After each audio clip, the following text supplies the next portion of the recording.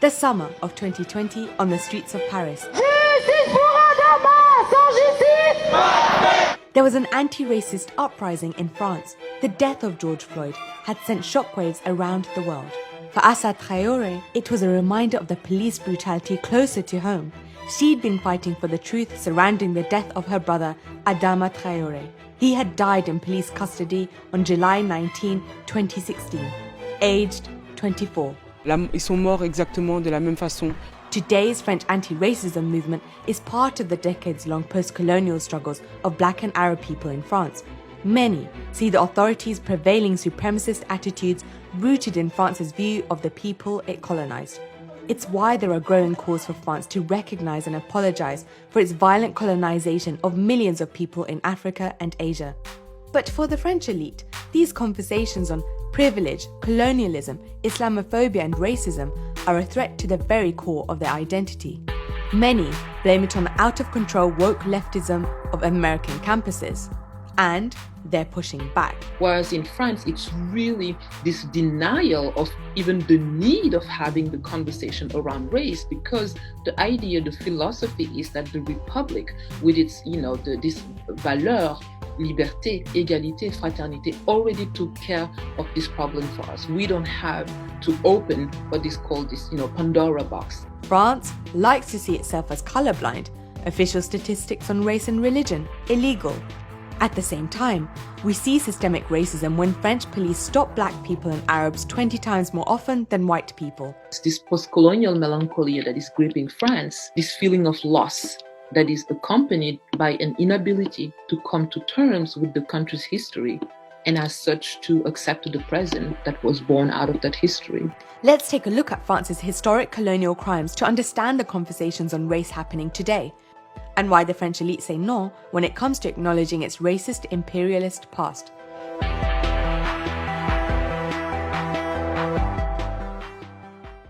Let's start at the 17th century when the French colonized the Americas. North American colonies became known as New France. The French colonized parts of the Caribbean. This included Saint-Domingue, present-day Haiti. It grew to be the richest sugar colony because of the labor of enslaved Africans.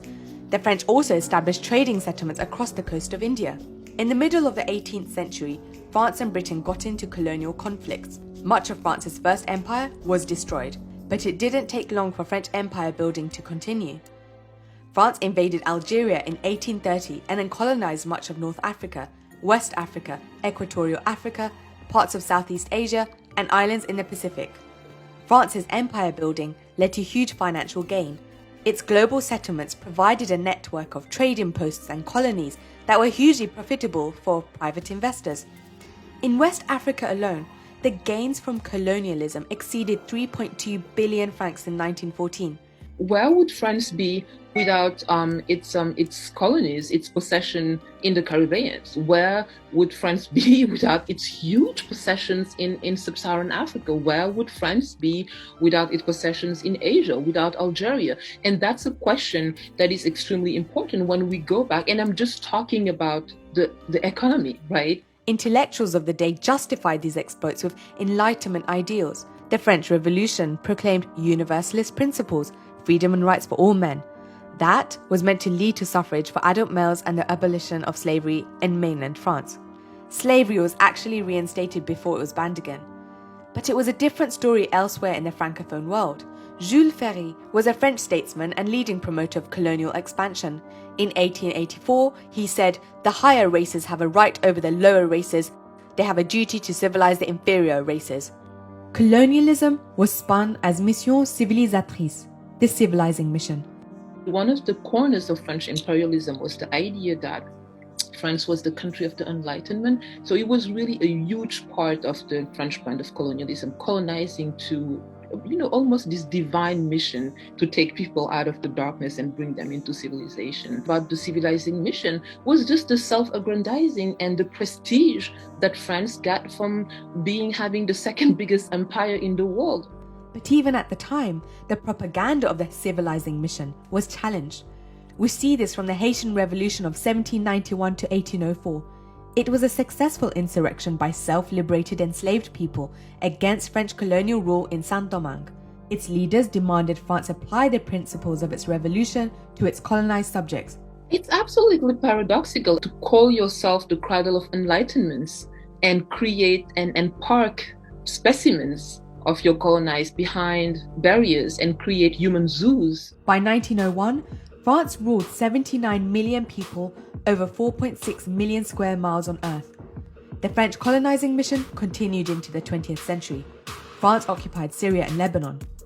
What was the impact of all this French colonization? At the start of the coronavirus pandemic, 2 senior French doctors proposed testing COVID-19 treatments in Africa. There was international outrage.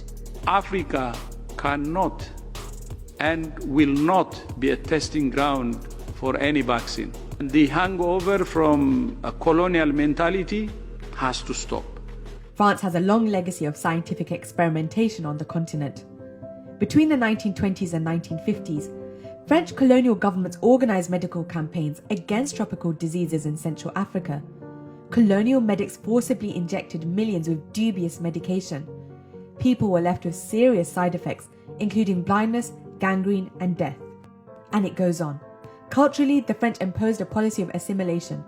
This was the official policy of forcing French culture, language, religion, law, and even mode of dressing onto colonized people. By the time of World War I, French was the most written and spoken Western language in the Middle East. There's also the trauma of war. The Algerian War for Independence, 1954 to 1962. It's hugely significant in understanding contemporary French society. The war began when the newly formed FLN movement declared its aim was to restore a sovereign Algerian state. They used guerrilla warfare at home and also diplomacy abroad, particularly at the UN. France drafted some 2 million conscripts over the course of the war. The human cost of the war remains unknown, particularly on the Algerian side. The Algerian government claims as many as 1.5 million died. The war ended 130 years of colonial French rule in Algeria, yet for the longest time, it was called a war without a name. In my case, Algerian history was actually covered over a day, more or less. Walking around the street and seeing people that you learned about much later were actually slave traders or, colonialists or war crimes heroes is extremely distressing. The barbarism of the civilizing French during this war isn't a part of the French collective social memory, but we can see how the issue of torture was depicted in French cinema. The 90s marked a turning point in France. Harrowing French crimes against Jewish people in Vichy France continued to emerge, where local people collaborated with the occupying Nazis. In 1995, Jacques Chirac became the first president to recognize France's role in the Holocaust. It was after this, Le Monde newspaper asked in an editorial whether it would be time for the next French head of state to clarify the responsibilities of all parties in the Algerian war. My father was born during the war, but he wasn't born in Algeria. He was born in Tunisia in a refugee camp, and yet he grew up here in Strasbourg, France. So already from a very young age, he was living all the consequences of colonialism. For us who are born here and raised here, it can be even more different because we don't even realize sometimes that the conflicts in our identities plural can be because there are such clash within the history that have not been resolved yet. The crimes of colonialism didn't stay in Algeria. They played out in the streets of the French capital too. On October 17, 1961, police killed peaceful Algerian protesters in Paris. Algerians say up to 300 were killed, but French officials say the number is much less, between 50 and 120. Some Algerians were beaten and thrown into the River Seine. The official amnesia surrounding this bloody event lasted for 50 years. And there are other French war crimes that are not part of the national story, including the Thiaroye massacre. On the night of December 1st, 1944, West African soldiers who had fought to liberate France in World War II were killed by French forces on their return. 300 West Africans were killed, according to French and African historians. The French government only buried 70 of the men and hasn't confirmed the large number. There has never been a French apology for colonial crimes in Algeria. In 2007, Nicolas Sarkozy refused to apologize. He said Algerian leaders should focus on the future and not beat their breasts. In 2012, François Hollande acknowledged Algerian suffering under French rule, but he stopped short of an apology. In 2021, President Emmanuel Macron also ruled out an apology for colonial abuses in Algeria.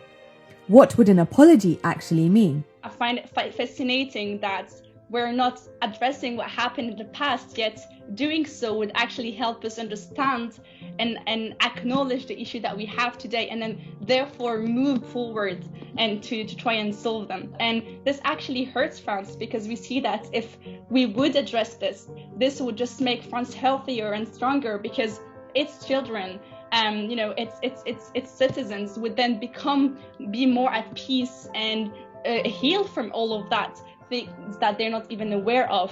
2022 will mark the 60th anniversary of the end of the Algerian War.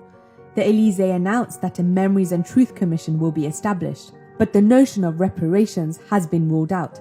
By the way, France forced Haiti, one of the world's poorest countries, to pay the equivalent of $21 billion in reparations for freeing itself from French colonialism and slavery. These payments continued well into the 20th century. To me, the first apology will have to be to recognize. And it will be very easy because we have archives. We're not talking about building a whole entire history. Unveiled the hidden past. Highlight the hidden past. Highlight the dead angle. And then at some point, I'm not an economist, but some type of economic reparation will have to be weighed. Where I see reparation happening, it's that the state is forced to have this conversation around racial difference, religious difference, and we know that it's a conversation that they've been reluctant to have. Today, this conversation on race, Islamophobia versus secularism, and post-colonial struggles are treated as a direct challenge to the white nationalist myth-building of the Republic. Currently, there is a war on words of who is or isn't a legitimate anti-racist.